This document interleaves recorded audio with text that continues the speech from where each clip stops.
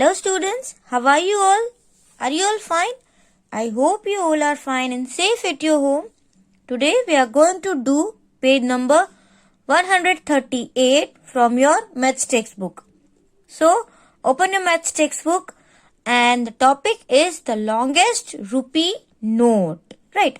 तो ये आपको अपने आप करना है. मैंने आपको पहले ही बोला था कि ये टेबल में आपको क्या करना है कि यहाँ पे जो सारे नोट्स है उसको आपको पहले तो गैस करना है. जैसे कि 100 रुपीज का नोट, 10 rupees, 20, then 5, then post card and then maths magic book. उसको आपकी मेजर करना है स्केल से, बट पहले आप उसको गैस करो कि 100 रुपीज की नोट कितने सेंटीमीटर्स की होगी. पहले आपको मेजर नहीं करना है, पहले आप ऐसे ही सोचो. अगर आपने सोचा 15 तो आप लिख दो, जो भी आपने पहले सोचा है ना वो लिख दो. उसके बाद उसकी जो विड्थ होती है ना वो, जैसे कि ये उसकी लेंथ होगी और ये उसकी विड्थ होगी. तो अगर आपको लगा कि इसकी विड्थ 6 सेंटीमीटर है तो पहले आप लिख दो. उसके बाद आपको मेजर करना है स्केल से. फिर स्केल में जो भी मेजर आए वो आप यहाँ पे लिख दो. जैसे 15.7 एंड 17.3 मैंने जब मेजर किया तो ये आया एक्चुअल. आपको पॉइंट भी लिखना है. उसके बाद आपको यहाँ पे उसका डिफरेंस लिखना है, लेंथ का डिफरेंस एंड विड्थ का डिफरेंस. जैसे कि देखो आपने गैस किया तो 15 आया लेकिन एक्चुअल 15.7 था. राइट, तो 0.7 का डिफरेंस हुआ ना. यहाँ पे तो पॉइंट है नहीं, यहाँ पर है तो 0.7 यहाँ पे ज्यादा हो गया. अब देखो यहाँ पे विड्थ में आपने गैस किया था 6 ही है और जब आपने एक्चुअली मेजर किया तो कितना आया, 7.3 आया ना. तो क्या करना है, आपको इसका सब्ट्रैक्शन करना है. जैसे देखो मैं यहाँ पे आपको एक सब्ट्रैक्शन करके दिखाती हूँ. दोनों में से कौन सा नंबर बिग है, दिस वन. तो मैं यहाँ पे लिखूंगी 7.3 माइनस. अब तो सिर्फ यहाँ पे 6 ही है, पॉइंट तो है नहीं. तो उसके लिए क्या करेंगे, हम पॉइंट को ऐड करेंगे. जैसे यहाँ पे 6 है तो 6 तो हम लिखेंगे, फिर पॉइंट के बाद कुछ भी नहीं है ना तो हम पॉइंट के बाद 0 लिखेंगे. आई बात समझ में. अब 3 minus 0 will be 3 and point के नीचे हम पॉइंट लिखेंगे. आई बात समझ में. And 7 minus 6 will be 1. तो ये जो विड्थ है ना उसका डिफरेंस कितना आया, 1.3. तो आप इसको सब्ट्रैक्शन करेंगे. अंडरस्टैंड. तो ऐसे आप 10 रुपीज की नोट को मेजर करो, पहले गैस करो, फिर मेजर करो, फिर लेंथ का सब्ट्रैक्शन करो, विड्थ का सब्ट्रैक्शन करो. अंडरस्टैंड. 20 रुपीज, 5 रुपीज सब में आपको ऐसे ही करना है. उसके बाद देखिए यहाँ पे आपको कुछ लिस्ट दिया हुआ है. लिस्ट में क्या लिखा हुआ है, एट दी मार्केट. अब ये मार्केट का टर्न है, मतलब आप यहाँ पे कुछ थिंग्स देख रहे हो जैसे eggs, purse, pen, this clock, soap, match box and slippers. Right, आप इतना सब देख रहे हो और आपको यहाँ पे कुछ दिख रहा है जैसे ₹2.50 फॉर 1 एग. मतलब एक एग के आपको कितने पैसे देने पड़ेंगे, 2 रुपीज और 50 पैसे. ओके. फिर यहाँ पे जो क्लॉक है उसके आपको कितने पैसे देने पड़ेंगे, 567 एंड 0.50 तो सॉरी 0.25. तो ये हो गए पैसे, ये हो गए रुपीज, ये हो गए रुपीज, ये हो गए पैसे. अब यहाँ पर भी ये पर्स जो है वो 120 रुपीज एंड 50 पैसे का है. ये सोप भी आपको 8 रुपीज और 75 पैसे का है. राइट, पॉइंट है यहाँ पे. देखो पॉइंट के आगे तो कुछ भी नहीं है, मतलब आपको इसको रुपीज में पैसे नहीं देने हैं. राइट, सिर्फ आपको 50 पैसे ही देने हैं, मतलब पूरा 1 रुपया भी नहीं देना है, 1 से भी कम. और ये जो है 32.99 तो इसको भी आपको 99 पैसे एंड 32 रुपीज में आपको देना है. राइट, समझ में आया. अब यहाँ पे आप देखो कुछ कॉन्वर्सेशन दी गई है. तो ये बोल रही है, look at this funny price, 32 rupees and 99 पैसे. Yes it is funny no, ये एकदम फनी है. देखो 32.99. अब देखो एक पैसा अगर इसमें हम +1 कर दे तो 100 हो जाएगा, तो ये सीधा 33 रुपीज हो जाएगा. तो ये फनी हुआ ना. सिर्फ एक पैसा, 1 रुपया भी नहीं, 1 रुपये का भी बहुत कम, मतलब एक पैसा का है डिफरेंस आ रहा है। But if we give 33 rupees they don't give us back 1 पैसा। ये भी बात सही है कि आप उसको 99 पैसे काउंट करके दे सकते हो शॉपकीपर को, नहीं दे सकते। और क्या हम उसको 33 रुपीज देंगे तो क्या वो हमें 1 पैसा देगा? बिल्कुल नहीं देगा, क्योंकि वो तो अवेलेबल ही नहीं है। Now see, this is only to fool us by showing 1 पैसा लेस। ये हमको क्या करते हैं, हमको फूल बनाते हैं कि देखते हैं कि सिर्फ 1 पैसा लेस, ओनली 1 पैसा, ये तो उसका कुछ प्राइस ही नहीं होगा। नाउ सी, 1 पैसा इज 1/100 ऑफ, समझ में आया? देखो 1 रुपीज होता है, उसमें कितने पैसे होते हैं? 100 पैसे, राइट। अब 100 का 100 में से 1 ले रहे हैं ना, तो ही होगा 1 पैसा। आई बात समझ में? तो उसको हम बोलेंगे 100th। कौन सा पार्ट हुआ? 100 जैसे कि हम उसको ऐसे लिख सकते हैं, राइट। अगर 1 पैसा है तो टोटल तो 100 पैसे होते हैं, उसमें से 1 पैसा, तो इसको हम क्या बोलेंगे? 100th। अंडरस्टैंड? जो यहाँ पे लिखा है इट इज रिटन एज 0.01। ये भी आपको खास ध्यान रखना है। जैसे अगर 1/10 होता था तो हम कैसे लिखते थे? 0.1 लिखते थे ना, आपको याद है? देखो 10 तो 1 नंबर के पहले पॉइंट लगा देना है। अब यहाँ पे 1/100 है तो कितने जीरो आ गए? 2 zeros। तो हम ये 1 नंबर तो लिखेंगे, उसके आगे और 1 0 लगा के बाद में पॉइंट लिखेंगे, और उसके आगे 1 0, मतलब 0.01। अंडरस्टैंड? समझ में आया? जैसे कि अगर आपको 2 पैसा करना हो, राइट, तो कैसे करेंगे हम? जैसे 2/100 है तो इसको हम पॉइंट में कैसे लिखेंगे? जैसे कि how many zeros are given? 2 0। तो यहाँ पे एक ही नंबर है 2, तो हमें यहाँ पे इक्वल करना पड़ेगा, तो उसके पीछे 0 नहीं लगाएंगे, उसके आगे 0 लगाएंगे, उसके बाद पॉइंट करके 0। हम ऐसे नहीं लिख सकते 0.02, नहीं, पॉइंट डायरेक्टली नहीं लिख सकते, उसके आगे हमें कुछ नंबर चाहिए। बट नंबर तो हम अपने आप से तो नहीं लिख सकते 1 2 3 4, वरना तो वो रुपीज बन जाएंगे। तो उसके लिए हम सिर्फ 0 ऐड करेंगे, ताकि उसकी कोई वैल्यू भी ना हो और हम उसको अच्छे से लिख सके। इसको हम क्या बोलेंगे? 200ths, right. जैसे कि ये 1/100 था तो इसको हम 100th बोलेंगे, इसको 200th। 2/100 मतलब 0.02। अगर उसके बाद 3/100 आएगा तो 0.03, 4/100 तो 0.04। अंडरस्टैंड? तो आपको ये खास ध्यान रखना है कि इसको हम पॉइंट में कैसे करते हैं। नाउ सी, हाउ मेनी पैसे does a match box cost? अब मैच बॉक्स जो है उसकी कितनी प्राइस है आप देख सकते हो, 0.50, मतलब रुपए तो कुछ भी नहीं है, 50 पैसे ही है, तो रुपीज में 0 लगाया हुआ है, राइट। हमने यहाँ पर ऐसे ही किया ना, जैसे रुपीज में 0 लगाया हुआ है, रुपीज तो कुछ भी नहीं है, ओनली 2 पैसे है, तो उसको हम 02 में, तो यहाँ पे आप क्या लिखोगे? 50 पैसे, क्योंकि मैच बॉक्स की जो प्राइस है वो रुपीज में नहीं है, वो 50 पैसे है। Now how many match box can be got for rupees 2.50? मतलब अगर आपके पास 2 रुपीज एंड 50 पैसे है तो आप कितनी मैच बॉक्स खरीद पाओगे? तो उसकी भी हम कैलकुलेशन करेंगे। जैसे देखो यहाँ पे क्या है, 2 रुपीज है तो उसके हम 1 रुपीज प्लस 1 रुपीज कर देते हैं, और 50 पैसे हम एज यूजुअल रखते हैं।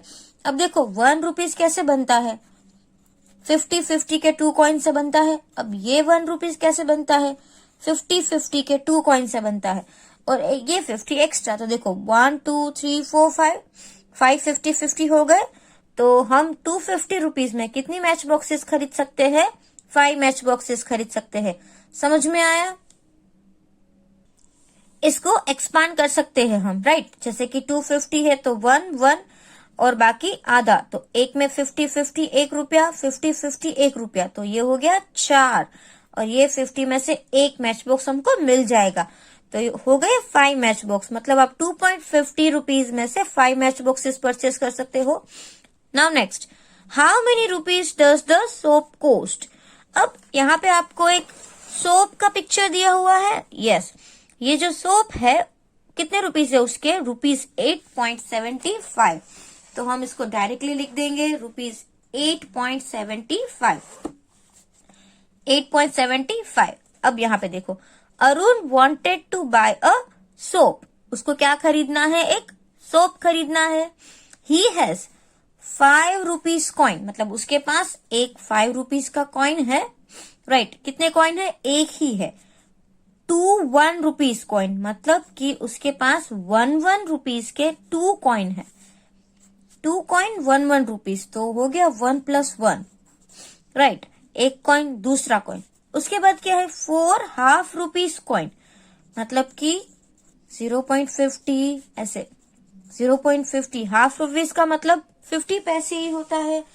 फिर वापस ये हो गया 1 2, फिर ये भी हो गया 0.50 एंड 0.50, अंडरस्टैंड। तो देखिए यहाँ पे 5 6 7, तो ये सबका टोटल 7 हो गया, प्लस ये 50 + 50 1 रुपीज, इसका कितना हो गया 1, एंड ये 50 + 50 का कितना हो गया 1।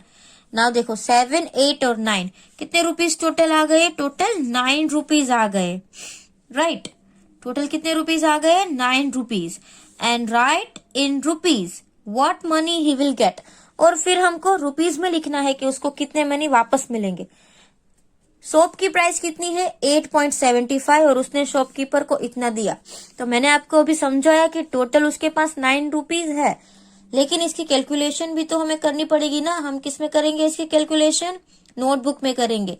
तो मैं आपको यहाँ पे नोटबुक में आपको कैसे करना है वो दिखाऊंगी। देखिए सबसे पहले टोटल मनी अरुण के पास कितनी है, देखो 5 रुपीज का एक कॉइन था, तो आप क्या कर देंगे 5 × 1। फिर 1 रुपीज के कितने कॉइन थे, 2 कॉइन्स थे, तो आप 1 × 2 करोगे। और 4 कॉइन्स ऐसे थे कि वो 0.5 के थे, मतलब 0.50 के थे। आई बात समझ में, तो मैंने अभी आपको करके बताया ना 0.5 0.5 एक, अगेन 0.5 0.5 एक, तो ये हो गया 1 + 1 2 हो गया। तो अभी आपको इसका मल्टीप्लीकेशन करके ऐड करना है। 5 1 = 5, प्लस की साइन प्लस, देन 1 2 = 2 एंड 0.5 × 4 आपको 2, तो ये ₹9, जो मैंने आपको ऑलरेडी अभी टेक्स्ट बुक में बताया, राइट। तो अरुण के पास 9 रुपीज तो है। अब कॉस्ट ऑफ 1 सोप, एक सोप के कितने पैसे है 8.75, तो अरुण को कितने मिलेंगे, इन दोनों का माइनस करना पड़ेगा। तो देखो 9 में पॉइंट नहीं आ रहा है ना, 9 में पॉइंट नहीं है, इसमें पॉइंट है। और कौन सा नंबर बिग है, 9 बिग है कि 8 बिग है, 9, तो हम क्या करेंगे 9.00 करके 8.75 माइनस करेंगे। अब देखो 0 - 5 तो पॉसिबल नहीं है, 0 का 10, यहाँ पे तो हम कुछ कट ही नहीं कर सकते, तो यहाँ पे 9 आएगा, इसको हम कट करेंगे 8 में। ओके, यहाँ पे 9 था तो हम 8 करेंगे। अब 10 - 5 विल बी 5, 9 - 7 विल बी 2.0, तो ये क्या हो गया 0.25, अंडरस्टैंड।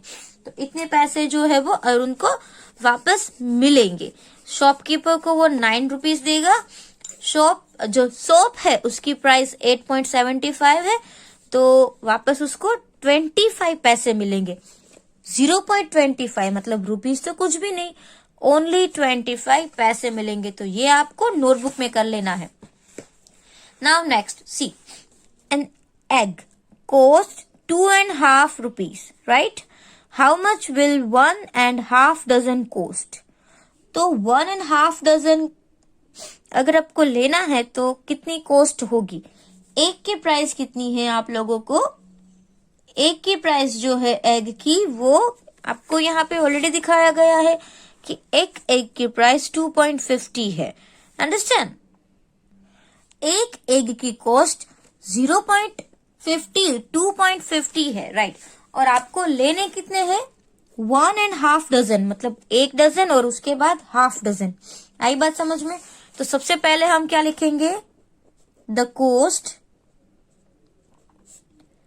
ऑफ 1 एग, 1 एग की 2.50 0.2.50 है, और हमें 1.5 डजन, राइट, हमें 1.5 डजन का फाइंड करना है। तो कितने बनानास टोटल होंगे, तो देखो 1 डजन के कितने होंगे, 1 dozen equal to 12 1 dozen is equal to 12 eggs.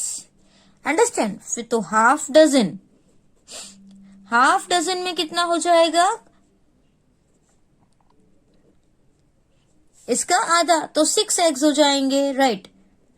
समझ में आया? तो 1.5 मतलब 12 प्लस 6, तो 12 plus 6 is equal to 18 eggs. समझ में आया? आपको ये कैलकुलेशन जो मैंने किया वो समझ में आया?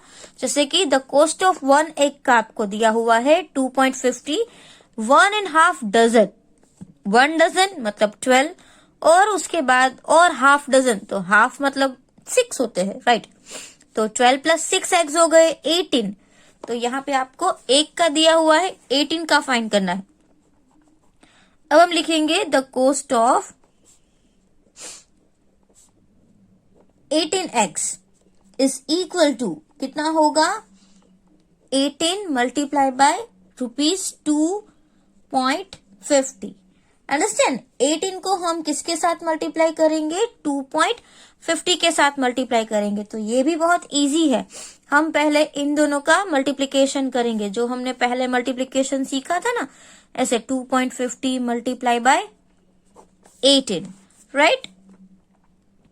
अब अगर आप यहां से स्टार्ट करोगे तो अभी यहाँ पे कुछ भी जीरो नहीं ऐड होगा. जैसे 8 zeros are 0, 8 5s are 40 and 0 is product and carry over 4. 8 2s are 16, 16 plus 4 कितना हो जाएगा? 20. अब हम 1 का टर्न ले रहे हैं ना, तो यहाँ पे 0 लिखेंगे. 1 zeros are 0, then 1 5s are 5 and 1 2s are 2. Understand? आपको ये समझ में आया? फिर यहाँ पे आएगा 0 0 5 and 4. तो अब देखो आपको जब पॉइंट वाले मल्टीप्लीकेशन हो तो आपको ध्यान रखना है. देखो पॉइंट है, उसके बाद कितने नंबर्स आ रहे हैं? 2 नंबर्स. तो यहाँ पर भी हमें पॉइंट तो करना ही पड़ेगा ना. तो हम भी ऐसे पीछे से 1 2 पॉइंट, जैसे यहाँ पे है ना 1 2 पॉइंट, वैसे हम यहाँ पर भी लिख देंगे 1 2 and then point. Back side से काउंट करेंगे तो कितने रुपीज आएगा? ₹45. अंडरस्टैंड? पैसे तो कुछ भी नहीं आए, ओनली रुपीज आ गया, और वो भी 45 रुपीज आ गया. तो अगर आपको 18 eggs लेने हैं तो आपको कितने पैसे देने पड़ेंगे? ₹45. तो अगर देखो, एक और बात मैं आपको बताना चाहूंगी कि किसी किसी की बुक में एग्स नहीं लिखा हुआ है, बनाना लिखा हुआ है, बट प्राइस तो सेम है. आपको कुछ भी नहीं करना है, सिर्फ एग्स लिखा है तो उसकी जगह पे बनाना लिखना है, otherwise some is same. Now here, see the next B. How many pen can Kanan buy? How much money is left? तो उसके लिए यहाँ पे आपको कनन का कुछ दिया हुआ है ना इन्फॉर्मेशन. देखिए, Kanan takes ₹60 and buy 1.5 dozen eggs. तो यहाँ पे you can buy pens with the money left. And ममा ने बोला कि अगर पैसे बच जाए तो पेन ले लेना. तो एग्स के रुपीज कितने हो गए? 45 रुपीज हो गए, है ना. हमने अभी आगे ही सम किया.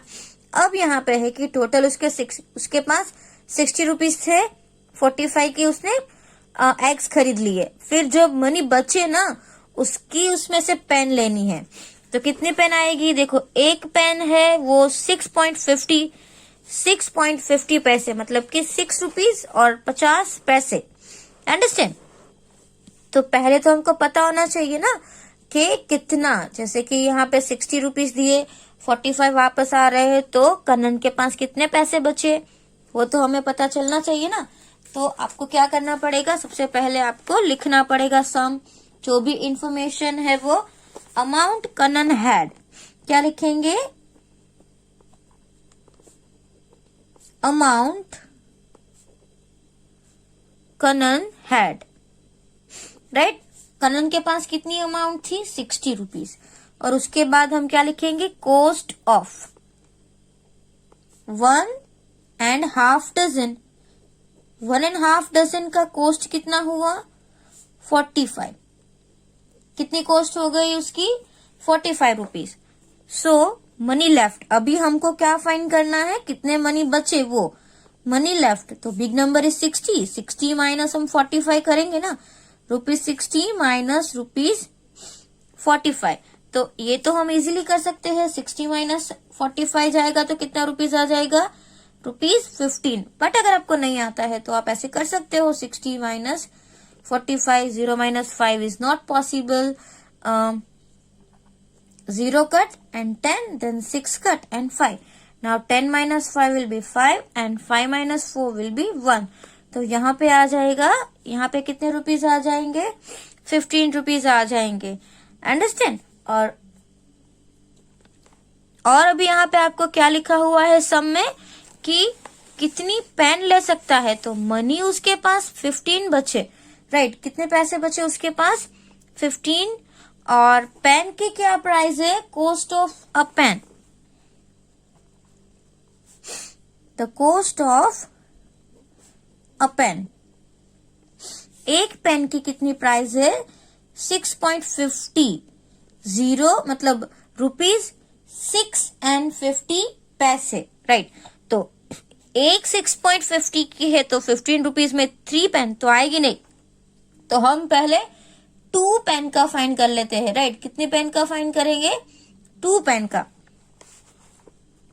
Then the cost of 2 pens, तो उसकी कितनी आएगी? Rupees 0.50 multiply by 2।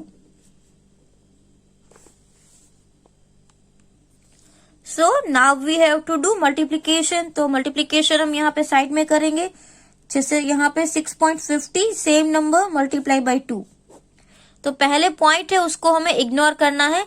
आप ऐसा सोचो कि पॉइंट है ही नहीं, तो 0 मल्टीप्लाई बाय 2 विल बी 0, 5 2 ज़ा 10, 0 एंड कैरी ओवर 1, 6 2 ज़ा 12 प्लस 1 13, राइट? अब हमने 13 तो लिख दिए, बट यहाँ पे हमको पॉइंट का भी करना है ना, जैसे देखो 1 2 देन पॉइंट, ऐसे है। तो हम पीछे से भी ऐसे ही करेंगे, 1 2 एंड पॉइंट, मतलब कि रुपीज 13 आ गया। कितने रुपीज आ गया? 13। देखो अभी उसके पास, करण के पास कितने पैसे थे? 15 रुपीज थे, और अभी 13 रुपीज मतलब वो कितनी पेन ले सकता है? 2 पेन, राइट? समझ में आया? तो हम यहाँ पे लिख सकते हैं ना, Karan can buy 2 pens. How many pens? 2 pen. और फिर भी उसके पास कितने पैसे बच जाएंगे? और उसके पास कितने पैसे बच जाएंगे? जैसे कि 15 रुपीज बचे, उसमें से उसने 2 पेन खरीद ली, तो भी 13 रुपीज ही गए, और भी उसके पास 2 रुपीज बच जाएंगे। अंडरस्टैंड? तो हम यहाँ पे क्या लिखेंगे? Karan can buy 2 pen from amount left. So Karan can buy 2 pens from the amount left। Understand? जो अमाउंट बची उसमें से भी 2 पेन खरीदेगा, और फिर भी उसको 2 रुपीज बच जाएंगे। अंडरस्टैंड? तो क्वेश्चन तो वही था कि उसको कितनी पेन खरीदनी है, how many pen can she buy and how much money is left, और कितने पैसे बचेंगे। तो नेक्स्ट है कि कितने पैसे बचेंगे। तो यहाँ पे आप क्या करेंगे? सबसे पहले तो 15 रुपीज का और 13 रुपीज का माइनस करेंगे। अंडरस्टैंड? तो हम यहाँ पे डायरेक्टली सब्ट्रैक्शन कर देते हैं। 15 minus rupees 13 is equal to rupees 2, right? तो सिर्फ 2 ही रुपए बचे ना, तो हम यहाँ पे क्या लिखते? करण है रुपीज 2 लेफ्ट। अब हमें क्या लिखना पड़ेगा?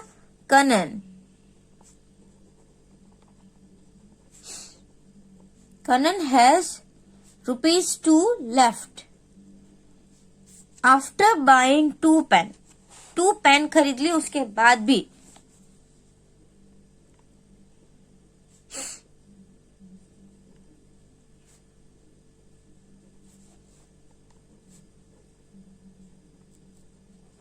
Understand? So this way you have to write this sum. Now see here, can I buy 2 pen with rupees 13? यहाँ पे ये लड़की बोल रही है कि क्या मेरे पास अगर 13 रुपीज है तो मैं 2 पेन खरीद सकती हूँ? यस, क्योंकि एक पेन का ही हमको 6.50 दिया हुआ है। तो अगर हम 2 पेन का 6.50 और ऐड करें तो ये कितना हो जाएगा? 13 हो जाएगा, राइट? तो 13 रुपीज में से हमको 2 पेन तो ऑब्वियसली मिल जाएगी। तो यहाँ पे क्वेश्चन क्या है? The price of 2 pen is rupees 13। Can she buy 2 pen? Yes, वो 2 पेन खरीद कर खरीद सकती है, क्योंकि 2 पेन के ही 13 रुपीज है और उसके पास 13 रुपीज ही है, तो 2 पेन तो आसानी से परचेस करेंगे।